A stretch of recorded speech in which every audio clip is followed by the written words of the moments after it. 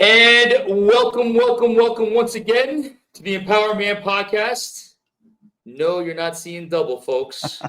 Greg and I are sporting the new Empower Man apparel, which you could read under my 2.5-page bio on our website, or you can DM Greg directly on Instagram, or you can chat GPT us because we are social media savants.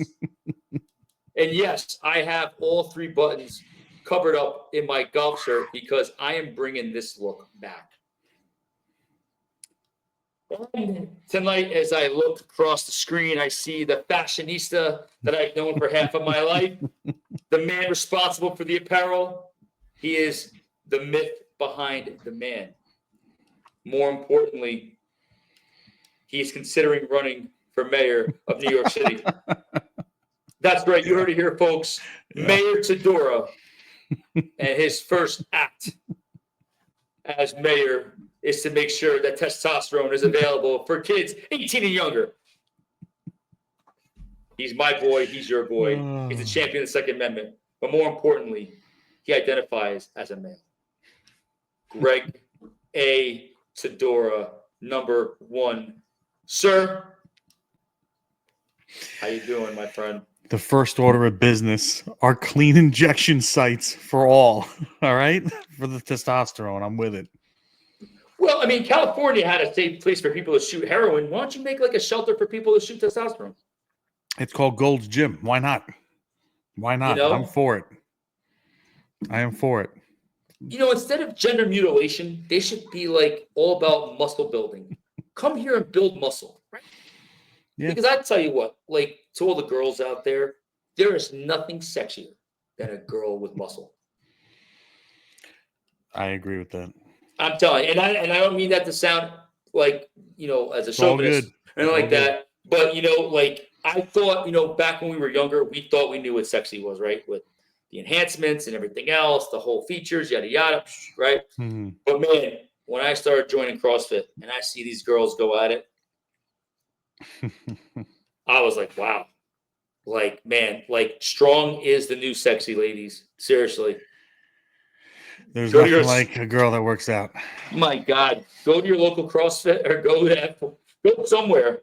Yeah, go Some of those, go like Orange Theory. And I'm telling you, and I'm not saying that, you know, obviously what I mean by that is like strong is definitely the new sexy. I think it's been like that for a while. And I'll tell you, there's nothing more attractive in my eyes than a girl who can like throw like some serious weight around the gym or doing a snatch or a clean or something like that, or box jump overs. Like they make it look like it's so easy. And one of the biggest turnoffs is skinny fat. I want to be skinny. I want to be skinny. I want to look skinny in my wedding dress. I want to skinny. You look like shit. Skinny fat. You can still be fat when you're skinny. And I know you know what I'm talking about. I do. But anyway. It's called before we get in trouble. That's a nice mug you got there, sir. It's the boys you don't like anymore. Just saying. That's right. Just saying. Someone told me, a little birdie told me that they have a little liberal in them. Nothing wrong with liberals, just not my cup of tea. They're all right. Anyway, I want to give a shout out to all the military personnel here and overseas, like we always do. And you are not forgotten. All the Gold Star families, we thank you for everything that you do. And stay safe out there. That's right. And to all of our brave men and women in the blue, our boys and girls in the blue, the firefighters, our first responders, our EMTs, thank you for all that you do. And with July 4th coming up, let's all take a moment this weekend while we're out grilling and partying and doing something that is enjoyable. Let's make sure that we take stock and realize if it wasn't for those men and women who sacrificed themselves, and I'm going to say animals too. Got to say animals, got to keep them in there. Without their sacrifice, we wouldn't be able to do what we're doing right now and to have the July 4th that we're going to have. Yeah, and I don't know if you were aware of what happened out in, I think it was Utah? Idaho. Yeah, man, that was awful. That was fucked up. That was awful. Fucked up. Awful. Horrible. I feel bad for those guys. Didn't even see it coming, which could be a blessing in one way. They didn't know, but that's a real shitty thing to do, in my opinion. And of course, himself, right? As always, of course, took the coward's way out, like most of them do, because that's what they are. not real men, and that's that. And it's sad, and I feel bad for their families. So condolences to everybody that was Absolutely. affected and involved, and shame on that guy. I wish they would have taken him out before he took himself out, but they all do that. They take the easy way out. They're all cowards. Doesn't make sense, man. Doesn't make sense. Yeah, not good. But anyway, No, but go ahead. Greg, I got to tell you this to Mm, all of our friends in Canada. Happy Canada Day. Did you know that today's Canada Day?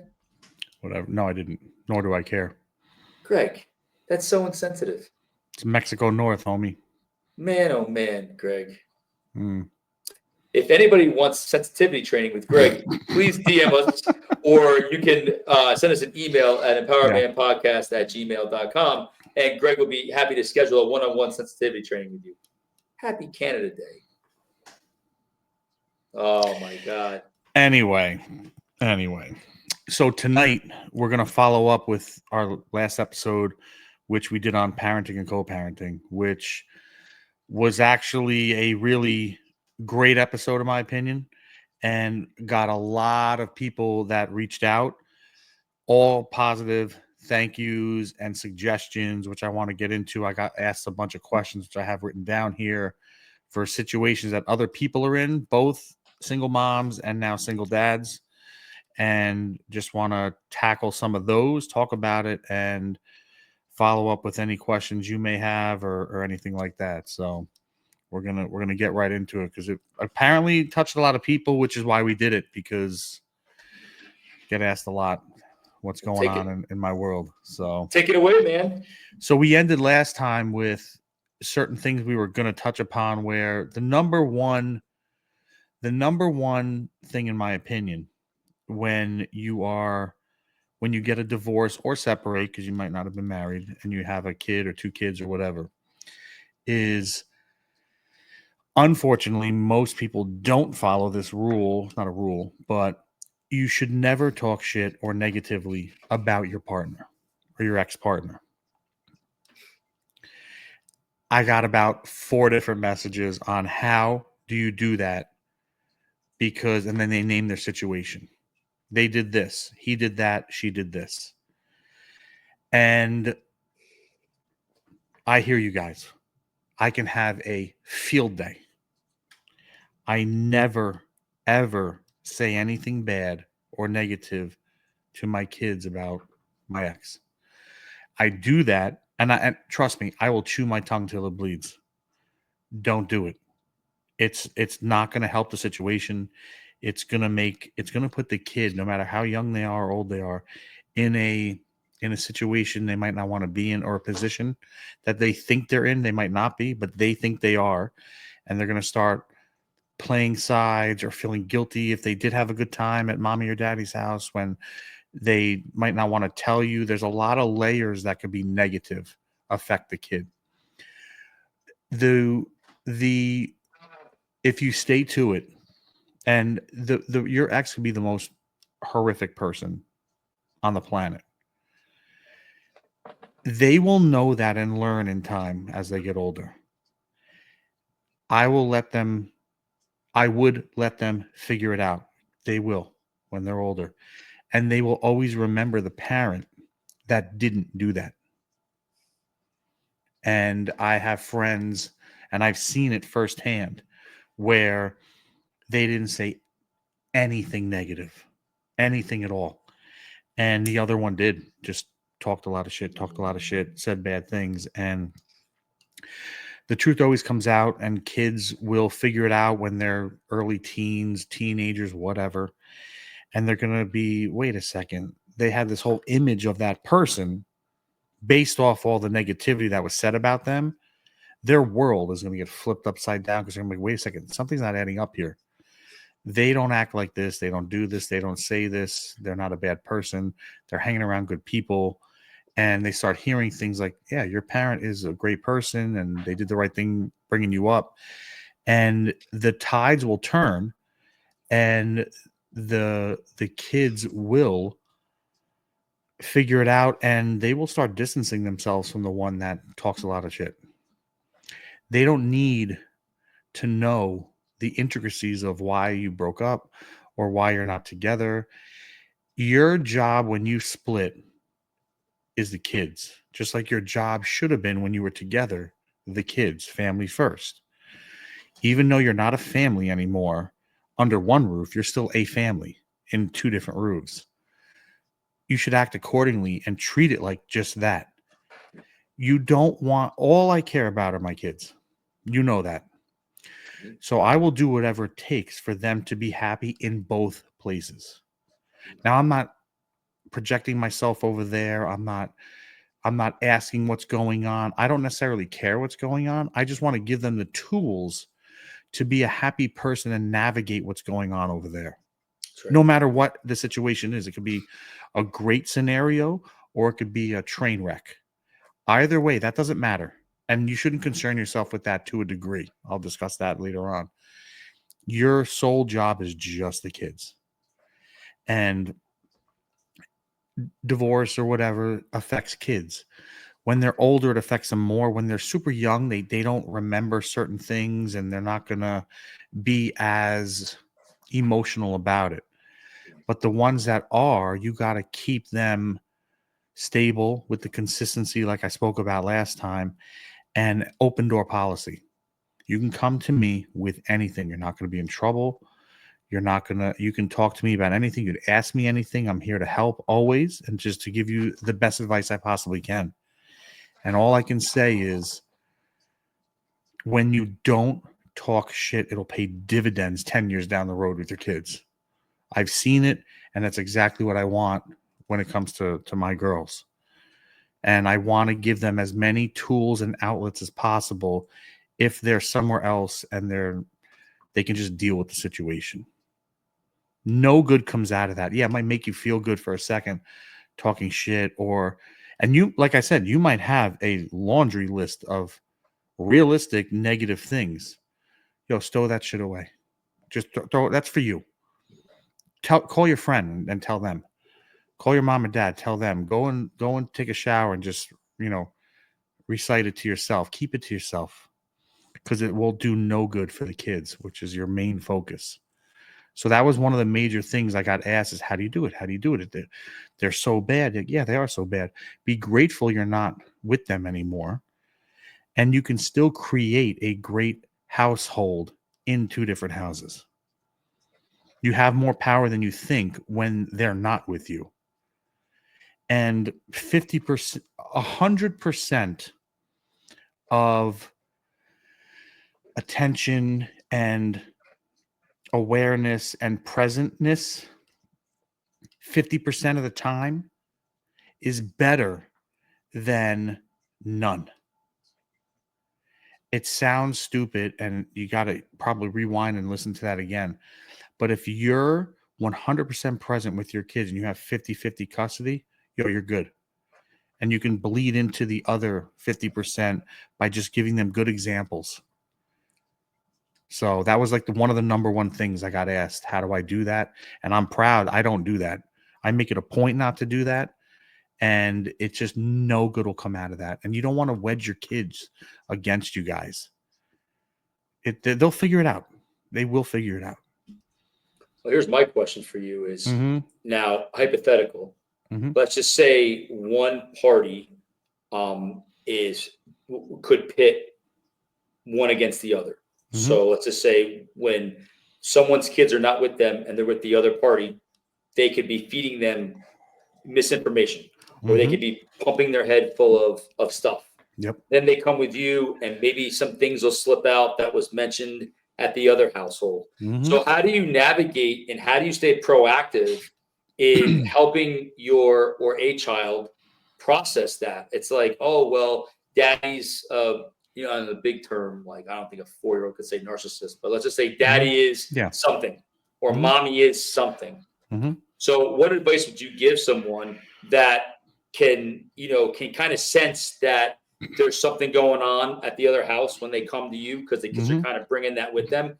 How do you help the child navigate through that situation so that they can have like a clear mind and they don't have to like be pitted against taking one side or the other? It's a great question, and I got asked that as well. Not as in depth as that, which is awesome. Happens every day. Happens every day. Happens to me. Happens to my friends that had kids. It's going to happen for people that are new to this. Great question. All you can do is when you're if they bring because they're like when you go back and forth to households, whatever, if you're on a week to week, a 2-2-3, a 5-2, whatever split there is for custody. When the houses switch and they come to you, that first day and night, the transition, it's usually harder for the kids. And they're like diarrhea of the mouth. They tell you everything that went on and blah, blah, blah, blah. And you're going to hear some wild shit that you're like, what did they just say? To your point. And the best thing you can do is make them feel normal. Oh, that's normal. Or you feel that way. How do you feel about that? Or not to get into the feelings things, but I'm like, oh, I never asked them what was said about me. Or can you say that again? Like, usually they'll forget about it, and I try to let it pass. It's like going with the current. They always say that if you're stuck out in the rip current, don't fight against it. Just go with it, and eventually you'll make it to shore. Just swim with the tide right now. All right, let them say, oh, so-and-so said this, or mommy said this, or daddy said this. Like, okay, well, they're entitled to their feelings anyway, and I'll either quick pivot. So what do you want to do tonight? Or what do you want to do tomorrow? Did you do your homework? What do you want to eat tonight? Like, quick pivot, and usually 90% of the time that works. Sometimes they will come right back. And you have to figure out right on the spot, like, okay, do I tackle this? Or do I just try a pivot again? I usually try to pivot again, and then 2 pivots usually works. But sometimes if they're stuck on it, be like, okay, do you have any questions for me? How do you feel about that? Like, does that confuse you? Or like everyone's entitled to their opinion? Blah, blah, blah. The big thing, a great example of this is when you first split the 2 houses. Why do we have 2 houses? Why? And they don't, depends on how young they are. I don't think they should know the word divorce when they're super young. They'll learn it. And you can talk about it when the time is right. When they're 2, 3, they don't need to know that word. In my opinion, what I said was, this is the best decision mommy and daddy made together for our family. So it's not about them. It's not their fault. That doesn't even come into play. And mommy and daddy thinks it's the best decision for our family. And dead it and move on. They'll come back. It could be a month later, 5 months later. Why do we have 2 homes again? I don't want 2 homes. Like, yeah, well, you know what? That's what's best for our family. And eventually it'll smooth out. I guarantee it. It'll smooth out. And they're fine with it. And then as they get older and they start going to like kindergarten, first grade, half their friends are going to be in the same situation. And it's already normal to them. And now they see it and it's cool. Not cool like, oh, that's awesome. Like, it's normal. It's cool. There's no like shock value to it. Right. And that also helps you when it comes up again, because it will come up multiple times. Oh, why do we have 2 homes again? Reiterate and stick to the same story. Don't start saying different things, because they're smarter than us and they're going to be like, wait, you said this last time. And they have memories like elephants. Farrah will remember something from 3 years ago when she's 5. It's insane. It's amazing. But like, oh, and I say, okay, it was the best decision mommy and daddy came up with together for the family. Oh, by the way, your best friend in school, so-and-so, he has 2 houses, or she has 2 houses too. And they're like, oh yeah, that's right. And they're good. Check, move on. So it's a great question, and it's going to come up. Just never make it about them, which usually it isn't. The 2 people split because they're not compatible anymore. And also remember, they don't need to know all the details. They're kids. Give them just simple, because their brains aren't fully developed yet anyway, to even understand some of this stuff. The executive function is not even there. So just say something that they can relate to and move on. But remember what you said so you can say it again. So hopefully that helps. And then another thing was scheduling came up with custody, and I'm on a 2-2-3, which, Monday, Tuesday, mom, Wednesday, Thursday, dad, Friday, Saturday, Sunday, mom. Then the next week it reverses. So it's like, how my schedule, it's crazy. I'm finally in the groove of it now, and I live off like a color calendar like a 2-year-old. But it's like a big thing on my refrigerator, colors, there's school, like in days I have them, all this stuff. Get a good calendar. But the scheduling is like, oh, it doesn't matter what schedule you're on. Just be present with your kids when you have them. That's the only thing I can say.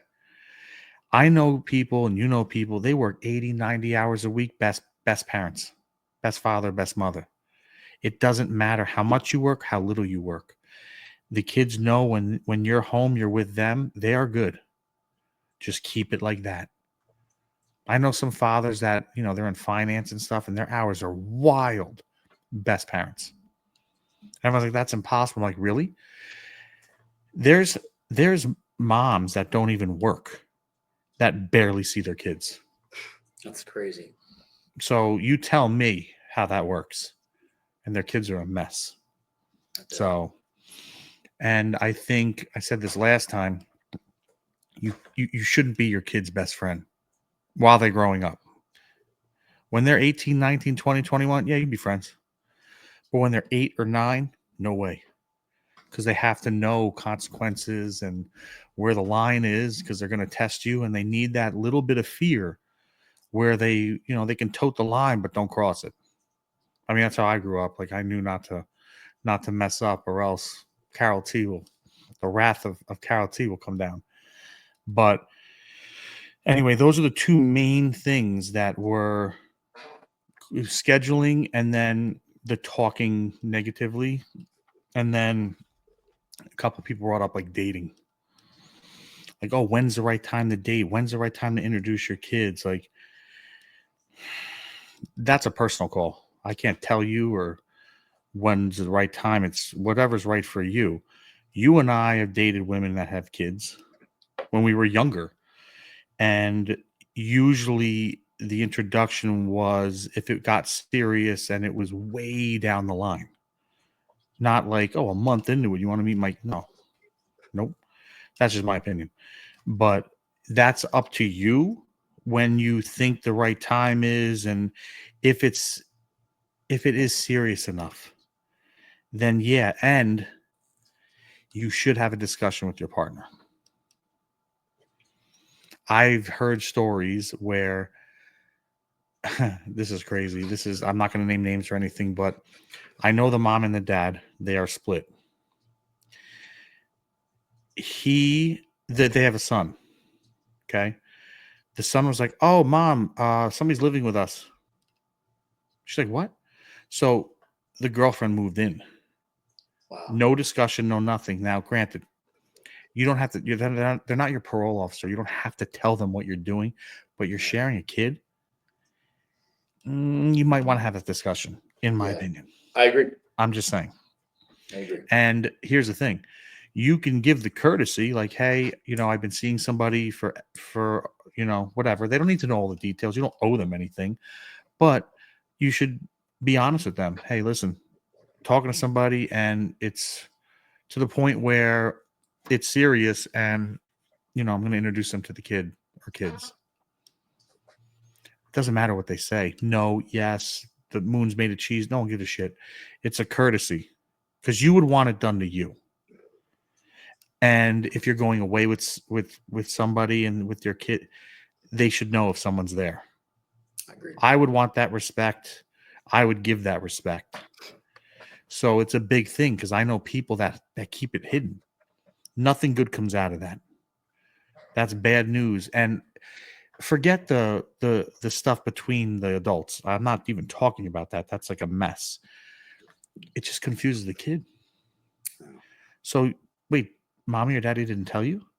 Or like, now the kid's like, do I should I still be honest with them like later on? Like, it just, like I said, it goes back to putting them in this situation where they're like, you don't want them second guessing themselves. This has nothing to do with them.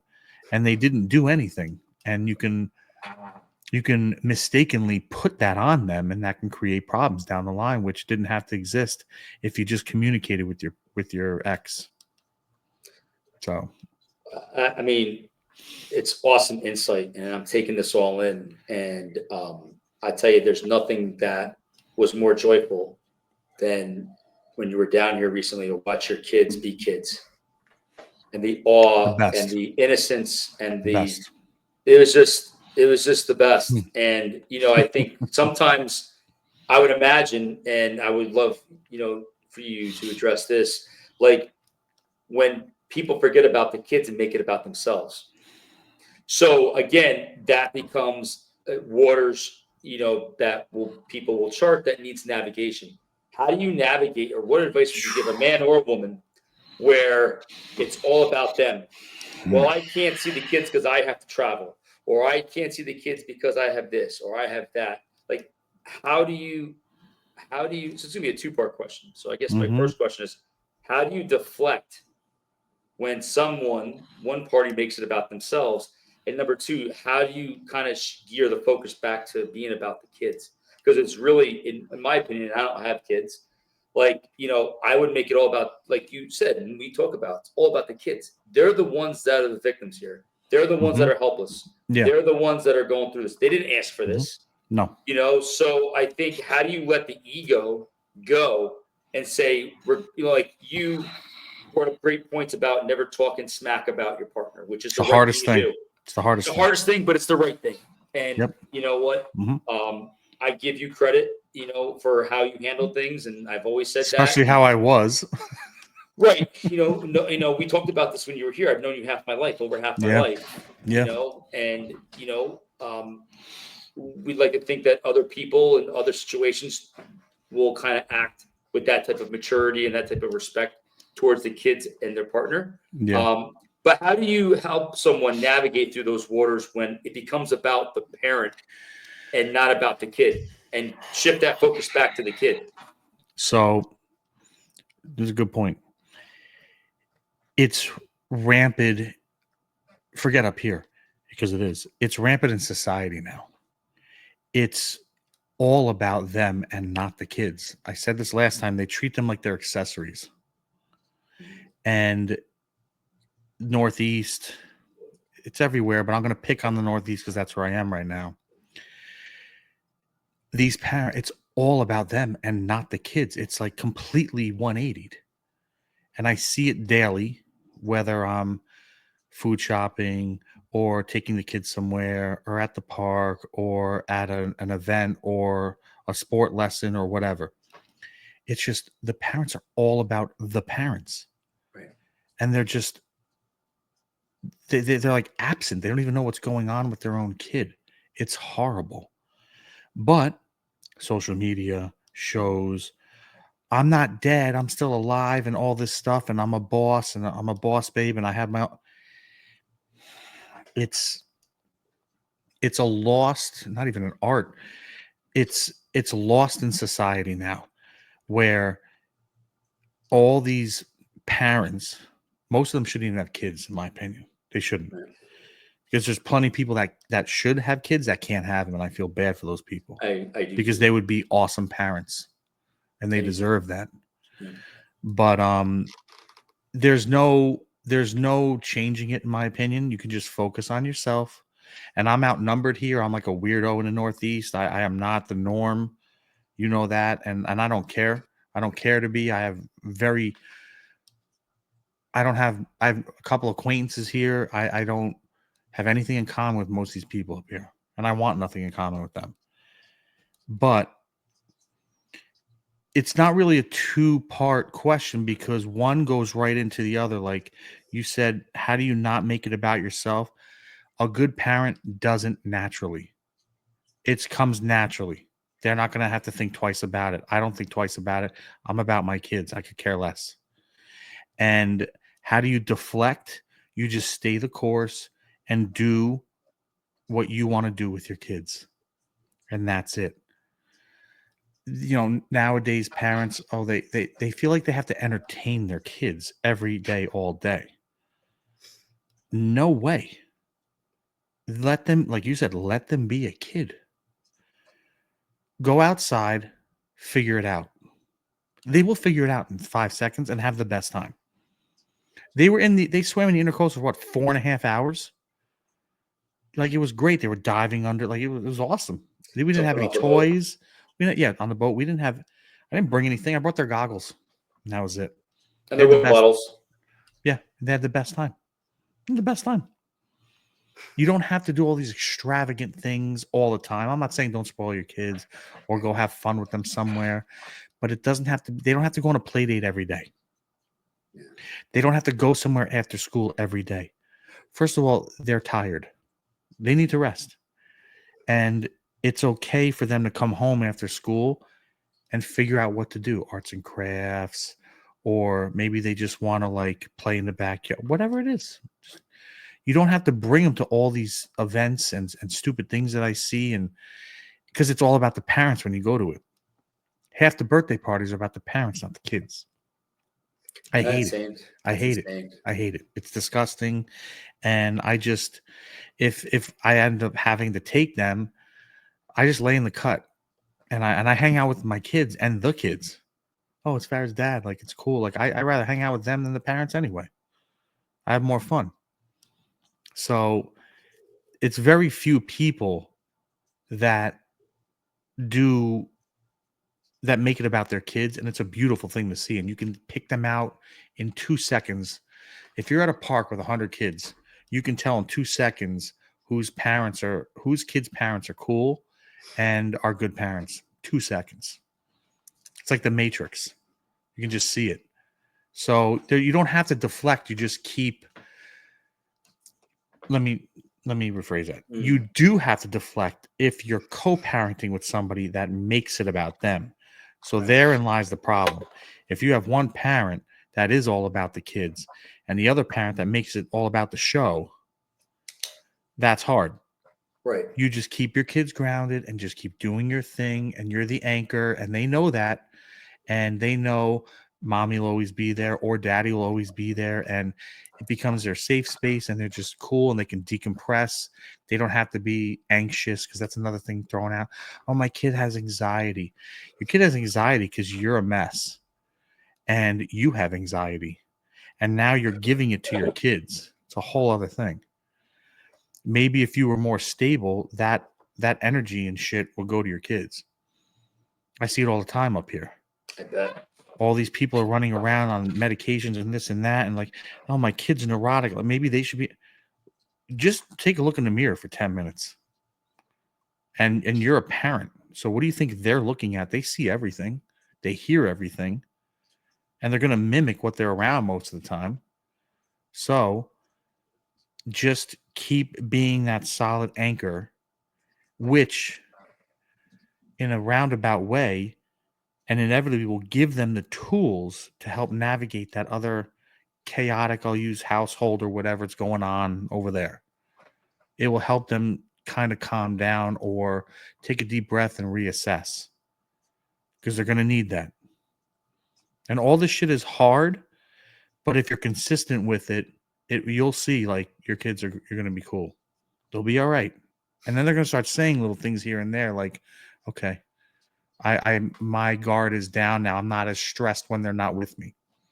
I know they got this. I know they're okay. I'm teaching them tools and things to help them in certain situations. So now, great question. Well, I got another one coming at you, buddy. I'm firing away, man. Go ahead. So we often talk about lineage in regards to behavioral patterns. Mm-hmm. Our parents, well, I can speak for my parents. They probably didn't have the skills. They did the best they could given the skills they had. Mm-hmm. And now, like your parents, they did the best they could with the skills they had, because I'm willing to bet there's no textbook on parenting. Nope. If there is, I don't have it. Right. But your answers are very thoughtful full and they're very pragmatic and they're I'm in very it every common day. sense. That's why, because I practice them 24/7. Right. So what advice would you give to someone who will, maybe let's just say you got two young kids that just got married or two young kids that have kids, or you have people that aren't maybe as equipped as they could be or should be when it comes to parenting. Mhm. Or let's just say, because sometimes they say, well, when you have a kid, you tend to grow up faster. When you have a kid, it changes, right? And for someone who's single, like I'll probably never experience that change, or I haven't experienced that change yet. But how would you help someone first time parenting, or maybe they have a few kids and there's been some patterns of the way that they were raised and they can see that but they can't break that chain? What advice would you give Hmm. someone first off on just breaking the chains, I guess, like breaking the chains of like how, like, I know if I had a kid what I would do different. Mhm. 100%. But then I also have to be aware, I think, as we get older, we can see our mom and dad in us. Of The good course. things and the bad things. You're like, oh, those bad things. Mhm. Mhm. So, what advice would you give someone that is having a hard time breaking the chains of parenting the way that they were parented? Or Mhm. they're just like, well, I just don't have the skills, or I'm not equipped, or they're always looking to play the victim. Oh, I don't have this, or I don't have that. What advice would you give someone who's struggling right now parenting their child? Well, if they're real quick off the gate, if they're saying, "Oh, I don't have this, I don't have that," you're choosing that. That's a choice, and I think that's like shame on you. Figure it out Right, because you're choosing that.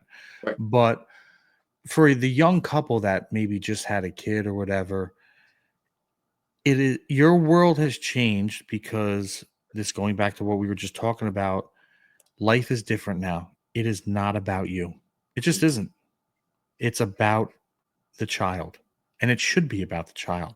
Amen. And that comes with challenges, which are tough on the relationship, tough on each person individually, but the reward and it's worth it because you have a child. Like that's awesome. However, you can't go to the club every night. You can't go motorcycling every day. You can't do this. You can't. Yeah, you can. And a lot of these girls have a hard time, with guys do too, but I'm picking on the women because this is empowerment. They still feel that they can just do, their life doesn't skip a beat. It has to skip a beat. It has to. You have a kid now, and it should skip a beat. However, the problem is when you're dating somebody, you're married to somebody before you have kids, you don't know how they're going to be until you have a kid. And that's scary. And pick your partners wisely and take your time because it sucks when it's not in alignment. When you thought it, like you guys could be in alignment together totally. You bring a kid into the mix, that could jam up everything because one person's not willing to change or adapt or take a backseat to the kid. And they should. Things change when you have a kid. Yeah, they do. It should change for the better, in my opinion, and it does. But a lot of people have a hard time with that. Now, add in what you just said, the lineage stuff. That's a whole set of other things that you can compound and layer on this. And if they weren't brought up a certain way, how you want to raise your kid, good luck. It will not work. And it's going to it'll come to a head at some point. So you can overlook it or bypass those red flags. But now the kid's in the world and you can't. And can't hide it. It's going to be right in front of you every day. And you're like, what the hell? But that's like you said, that's what they know. That's how they were raised. And you don't agree with that. Now what? You dig a line in the sand and then they dig a line. Now you're at odds. And there you go. Now it starts.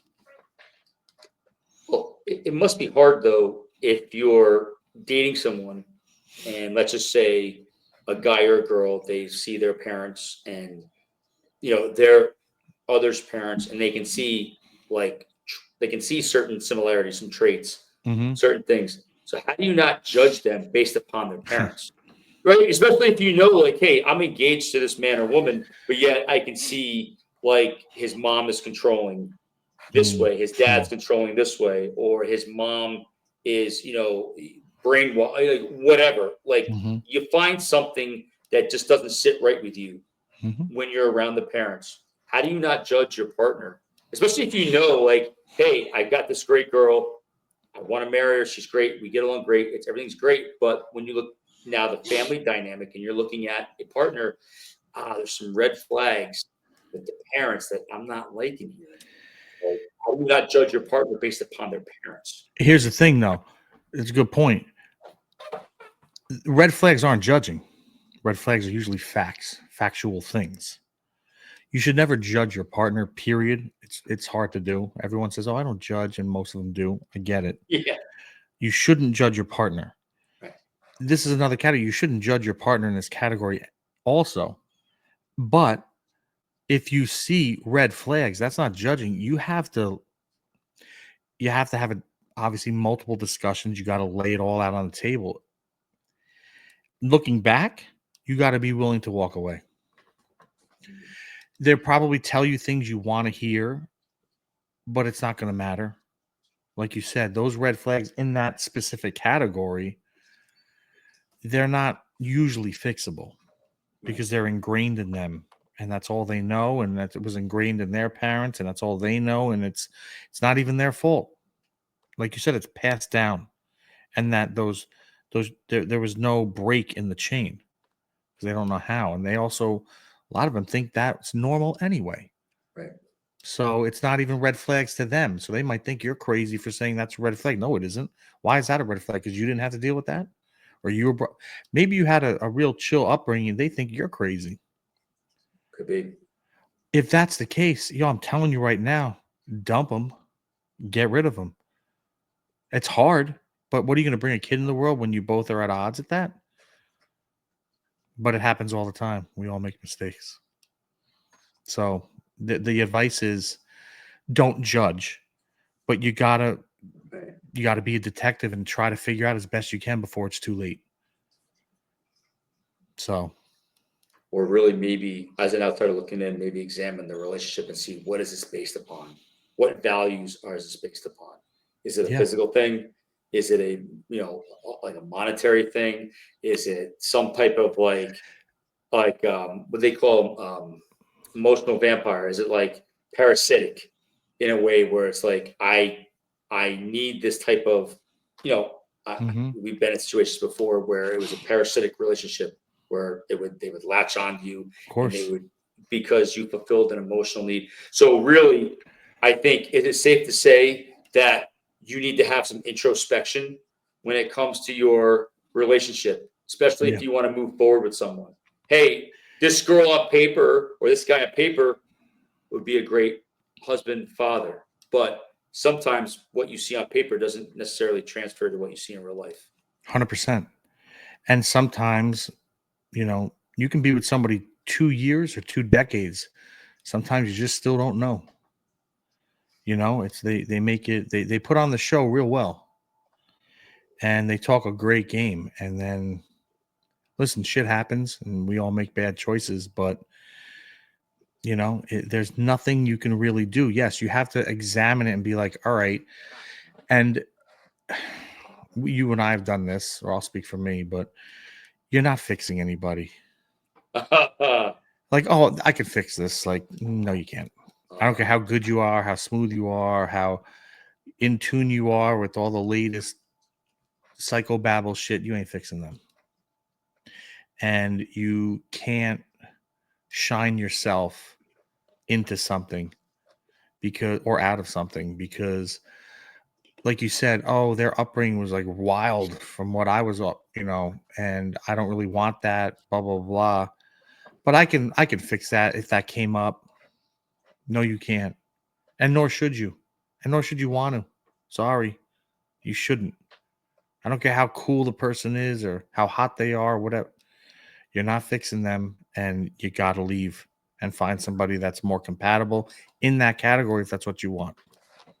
This is very different from dating to marrying, that's another category. And now kids, all three are different. You can do the other two, no problem. But when you do this, it's a different game. It's different pieces and it's a different mechanism. And you have to be in sync. One little cog, it can't be off or else the whole thing's shutting down. And unfortunately, most people either disregard or don't see it or didn't know until it was too late. And it is what it is. That being said, if you're lucky enough to have a healthy child or healthy children, go with it and just make it about them. And that's it. Yeah. You know, and it's sad because a lot of this reminded me, one thing came up was arguing in front of the kids. Oh. A lot of people do it. Some people don't. And it's both are bad because, I don't argue in front of them. You might not. But that vibe and that bad energy in the room that you can literally cut with a knife and you can feel it when you walk into the room. Guess what? They feel it too. So in one house, you have two people or one cursing at the other, yelling the whole nine. The kids are there. They see it. Horrible. You're doing a horrible disservice to your child. You're going to fuck them up. Then you have this household. There's none of that, but that vibe is bad. They can feel it. You can talk about it later on. I choose this one all day over that because I have multiple friends that are here right now. He or she's cursing and this and that. The kid now has anxiety or starting to show signs at a super young. They're scratching, they're picking, they're doing all these things that are going to lead to bigger things when they're older if you don't get a grip on it. Right. And you guys either work your shit out or the kid needs to get help, to see somebody, at least to talk to somebody. And I'm not the most talkative person, but I'm open-minded. Therapy for kids is good if it's a good therapist, which we all know I'm very cynical. There are good ones out there. I think there's less of them, unfortunately, than the ones that just want to make money and will fuck kids up and parents up.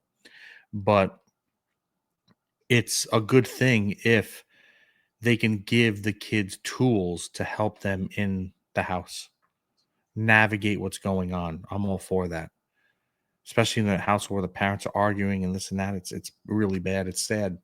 It's sad to say, and there's no coming back from that, in my opinion. But everyone's different, and they might have grew up like that too. And there you go. Now the cycle's just repeating itself. Why is my kid's hair falling out? Why is my kid this? Why is my kid shy? Why are they anxious? Why don't they want to go off the diving board? Why are they? I don't know. Maybe because you guys freaking kill each other every day verbally. I don't know. It's horrible.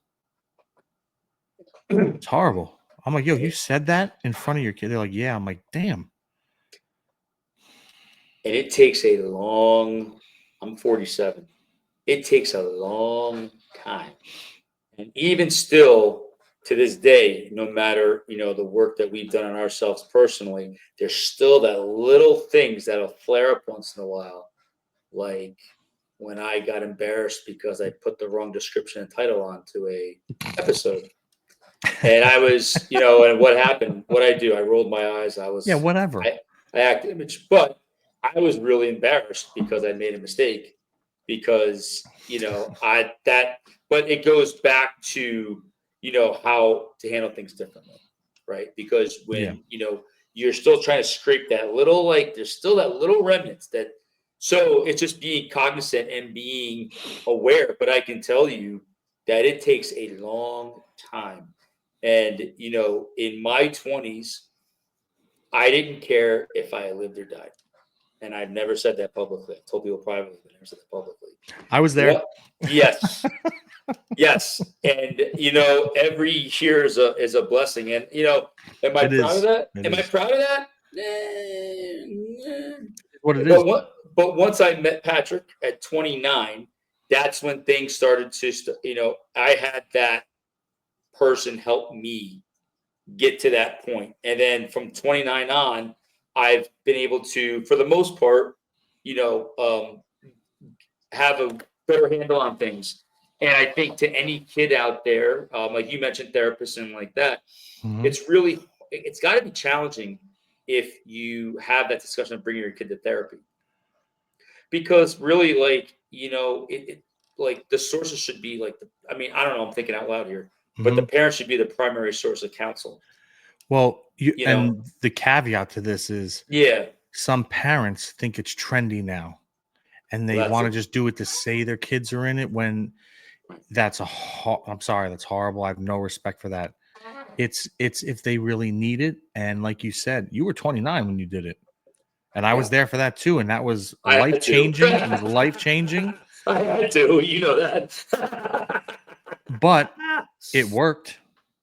It was It amazing. worked. Yeah, it was awesome. And not every therapy is going to work best. I mean, I've Of seen course. social workers, I've seen like, all that. But when I Mhm. saw a life coach that taught me holistic ways of, like, That fit you. That was it game worked. changer. It worked, and it was just.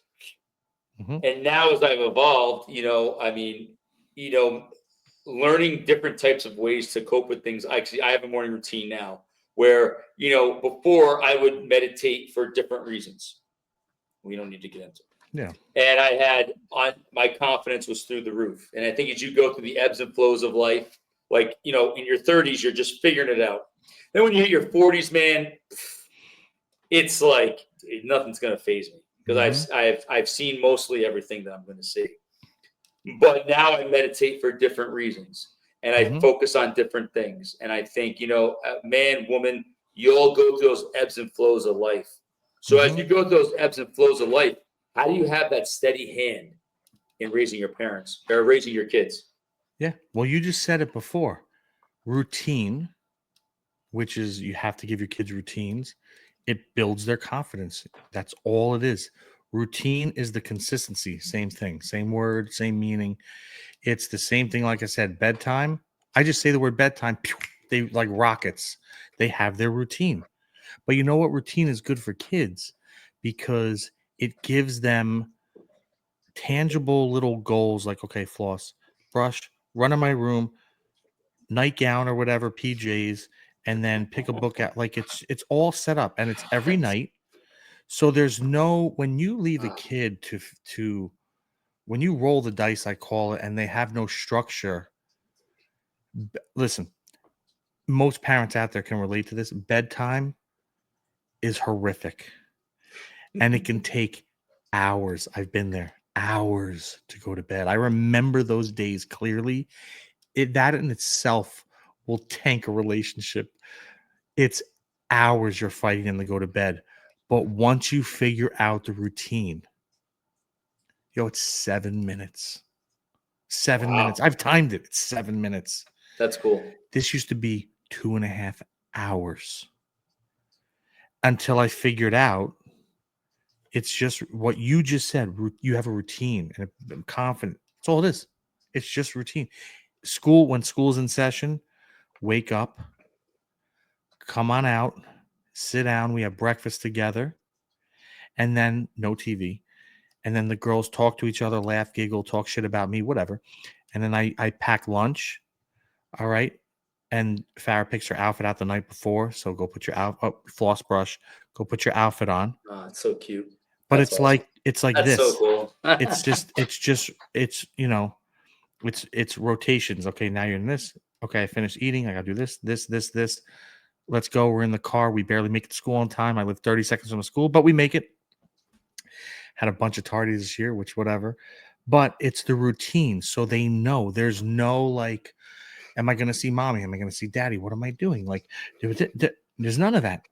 Because when it's left unorganized, no routine, no consistency, they have nothing to grab onto. And now they're in their head. They're fearful. It's not going to build their confidence. They're a mess. Your kids are a mess. And I know parents are listening. I know it's you. And I'm not like beating you down. I'm trying to help you. Your kids are a mess because of that. Now listen, it's summertime. Like I'm hard with bedtime, but it's summer. Okay, we don't have to go to bed at X. We can go to bed at Y now. And it's kind of like more loosey goosey, but when August comes around, I'm going to shorten until the week or so before school, we're back on track. So it's not a fucking disaster like, oh, I got 3 hours of sleep. I got to go to school. No, no, no. That we're back on it. I told her tonight. She goes, oh, I love going to bed late. I'm like, so do I. But it's summer. When school starts, you know what it is. She goes, I know. Gotta go to bed on time. I'm like, yeah, laugh it up. But yeah, you do. Because you're not dragging ass in school the next day because you're tired. I don't want to hear it. So, but that little things, like she'll remember that now in August, she'll be like, is it time yet to, they need this It's awesome. routine, as you call it. It'll give them confidence. Listen, a silly thing is showering by themselves. That builds their confidence. The dumbest shit you and I do on a daily routine, it's easy for us. We're adults. It's not that easy for them. But when they do it, you praise them, make it a big deal, and now they're confident, and it builds their confidence. You said it. That's the right word. Praising your kids. And you start young, building their confidence. My kids have been swimming since 2 months old, 3 months old. They're nasty in the pool, and you saw it in the intercoastal. They're good. I did. There's like currents, and they're loving it, but like silly, they're confident in the water. They're overconfident sometimes, which I got to back it up. But with the motorcycle and all this, it's crazy. But I like that. Like teaching Farah no more training wheels. That was a huge confidence booster for her. Huge. Riding the motorcycle, huge. Ruby riding a bicycle with training wheels, huge.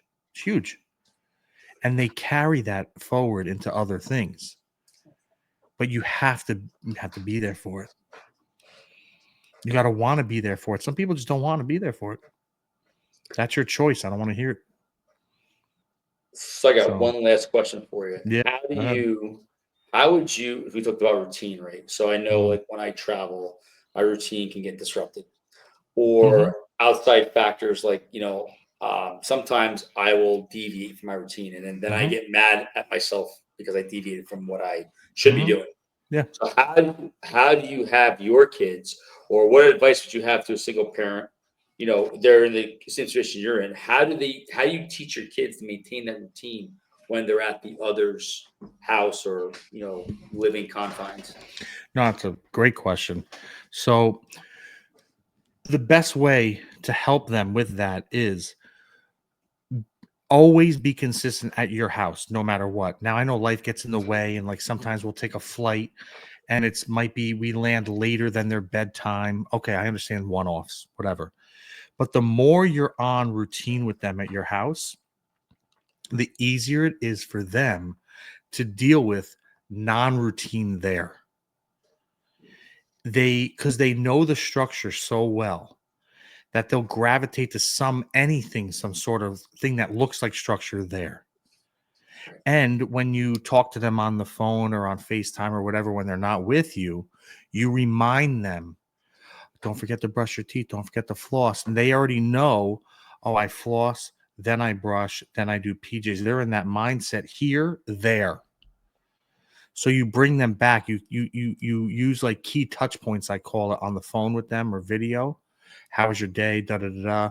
Oh, you have school tomorrow. Like, remember, get a good night's sleep. Like those little trigger things will put them in some sort of routine, even though it's kind of might be a mess over there. They'll be thinking of their routine here, and it's like clockwork. The better and the more you do at your place will help them when they're not there. And that all goes into not talking shit.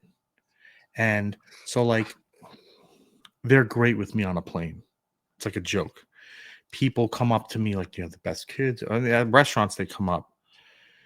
It might not be the case over there. Different energies, different whatever, respect levels, all that.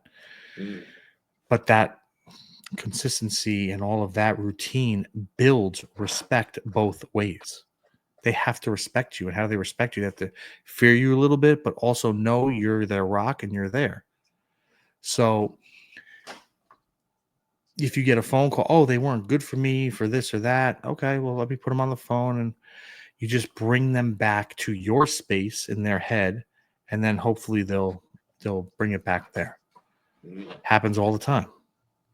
And it doesn't mean one parent's better than the other or this or that. It's just one has a little bit more consistency and routine. It pays dividends, people. It does. So, but you got to want it. You got to want to be a parent. There's people that want kids, and when they have kids, they don't want to be a parent. You got to want it. I love being a dad. I think it's great. And like I said, everyone's like, oh, it's so hard. No, it's not hard. It's exhausting. Yes, it's exhausting. I've never been this tired in my life. However, it's worth it every day. And it's easy. It's exhausting. And people, I think, miss those two up. It's so hard. Like, what's hard about it?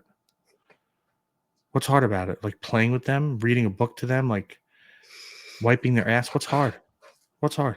I can think of a lot of things harder than that. What's hard, I think, is them giving up their life or giving up certain things that they can't do anymore. Yeah, then you shouldn't have had kids. It's that simple.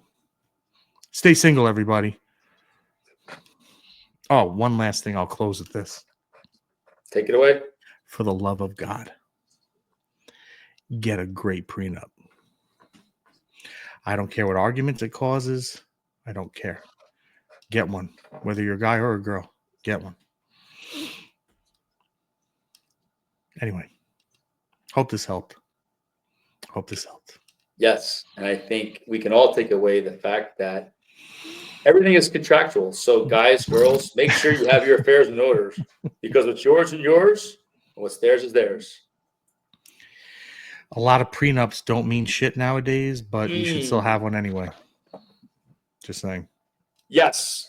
And whatever you do, guys, make sure she doesn't get her hands on this snapback hat and this golf shirt that you can buy at empowermanpodcast.com, or you can DM Greg directly, and he'd be glad to take your money. But in all seriousness, in closing, the absolute number one thing besides the routine and consistency and all that, do not talk negatively about the other person. I agree. It's about the kids, and that'll never help them. It'll never help them. I don't care how old they are, how young they are, whether you think they hear you or they don't. They hear everything. Just don't do it. It doesn't help. There's no good that can come out of that. I agree. And by the way, you don't have to talk shit. You're not with them anymore. They're on the pay no mind list. Who cares? As long as they're good to your kid and they're honest with you, with who's around your kid, and they're safe, that's all I care about. I don't care about anything else. I don't care. Yeah, it's a great point. I think it becomes counterproductive after a while. And I think, as far as, going back to certain, biblical references, bless those that curse you, pray for those that hurt you, do good to those, what I'm saying. So it becomes a mindset, right?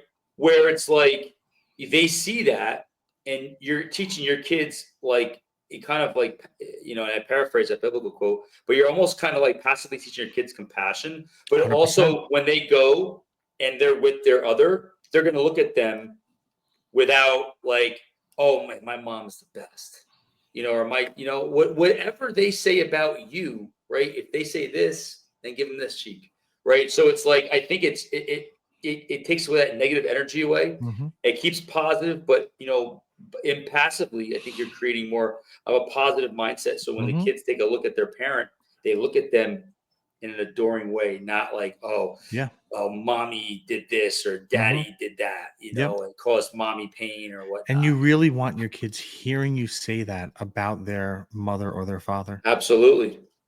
It's crazy. And it's just so detrimental to all parties and relationships and all of that. I think, me personally, I don't care what you call me, think of me. I can give a shit. Just keep it to yourself. You can tell all your friends. Just don't say it to the kids.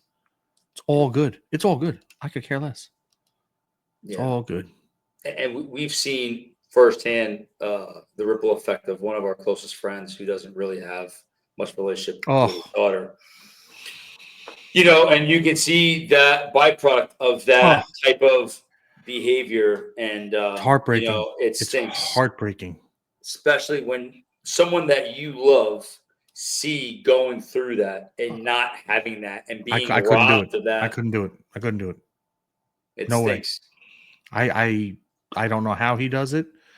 And my heart breaks for him every day, and I think about it all the time. Obviously, I have 2 girls.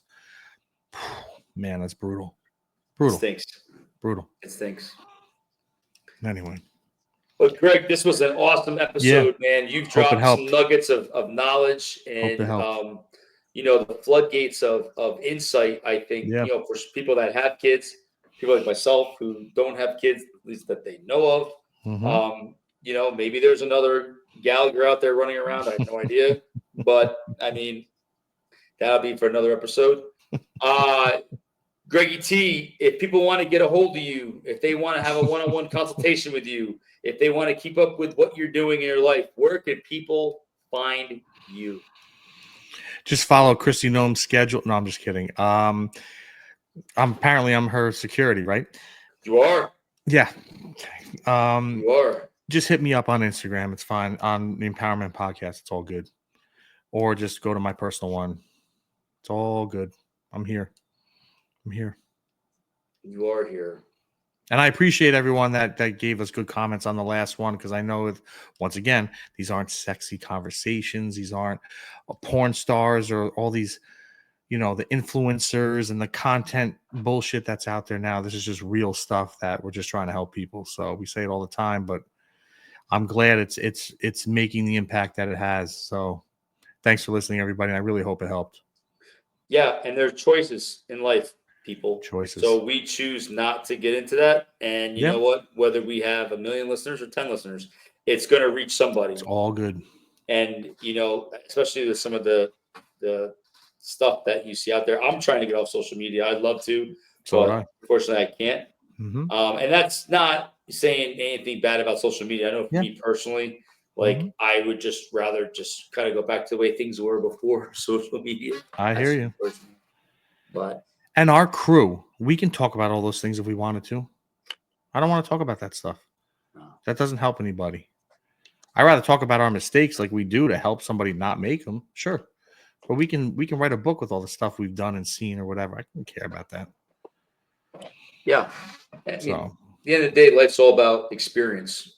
Yep. And when you're younger, you're like, you don't think you're gonna get old one day. It's like, oh man, I still got time. Mm-hmm. Now here you are, and you can sit back and be like, wow, I did all this in 47 years. Mm-hmm. Here's what I did correctly. Here's what I didn't do correctly. Here's what I still continue to do.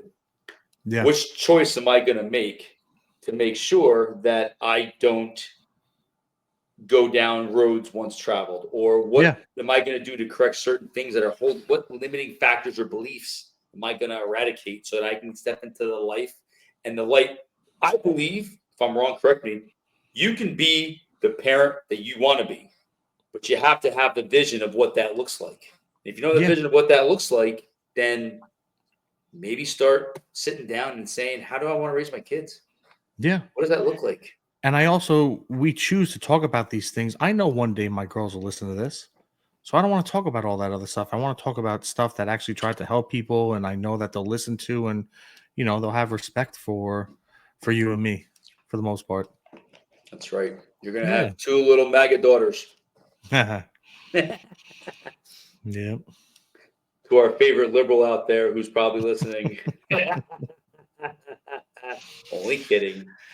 Greggy T, this is a great episode. Yeah, man. Great episode. Thank you for the nuggets of knowledge. Everyone have a safe, happy July 4th. Think about what this day really means, like Memorial Day. And just remember what this country was founded on. Yeah. Remember what it was founded on. Yep. And be safe on the 4th. Have fun and just be there for each other. Yeah. And like it says on my license plate, and it says on every piece of currency, in God we trust. Oh, I thought it said Mercedes-Benz. Okay, my bad. Who has that? Not me. All right, man. Happy 4th, everyone. God bless you all. 4th. Thank you for listening. All right.